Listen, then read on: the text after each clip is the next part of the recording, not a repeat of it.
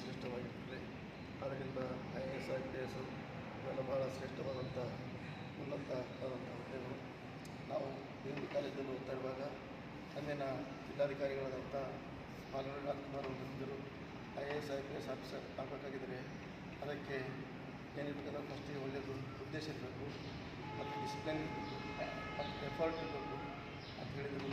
ಆದ ಕಾರಣದಿಂದ ಇವತ್ತೆಲ್ಲ ಅಂಥ ಬಾಲ್ಯ ಜೀವನದಿಂದ ಇಲ್ಲಿವರೆಗೆ ಅಂಥ ಒಂದು ಶಿಸ್ತಿನಲ್ಲಿ ನಡೆದು ಒಳ್ಳೆಯ ಉದ್ದೇಶ ಹಾಕಿಕೊಂಡು ನಿರಂತರವಾಗಿ ಪ್ರಯತ್ನ ಮಾಡಿ ಇಂಥ ಒಂದು ಅಧಿಕಾರಕ್ಕೆ ಬಂದು IPS ಅಧಿಕಾರಿಗಳಾಗಿ ಪರೀಕ್ಷೆಗೆ ಪಾಸಾಗಿ ಮತ್ತು ಇಂಥ ಒಂದು ಉನ್ನತ ಸೇವೆಯನ್ನು ಮಾಡ್ತಕ್ಕಂಥದ್ದು, ಜನರಿಗೆ ರಕ್ಷಣೆ ಕೊಡ್ತಕ್ಕಂಥದ್ದು ಮಹಾನ್ ಕಾರ್ಯವನ್ನು ಮಾಡ್ತಿದ್ದು ಸಂತೋಷ. ಇದೇ ರೀತಿಯಾಗಿ ನಮ್ಮ ಜಿಲ್ಲೆಯಲ್ಲಿ ಬಂದು ಇಲ್ಲಿಯವರೆಗೆ ಸೇವೆ ಮಾಡೋದಕ್ಕಾಗಿ ನಾವು ಕೃತಜ್ಞತೆಗಳನ್ನು ಹೇಳುತ್ತೇವೆ.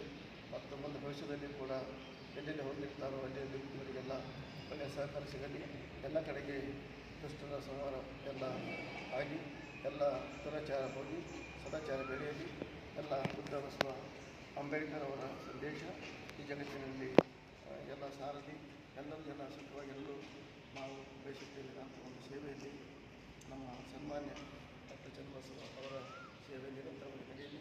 ಅವರ ಕುಟುಂಬ, ಅವರ ಪರಿವಾರ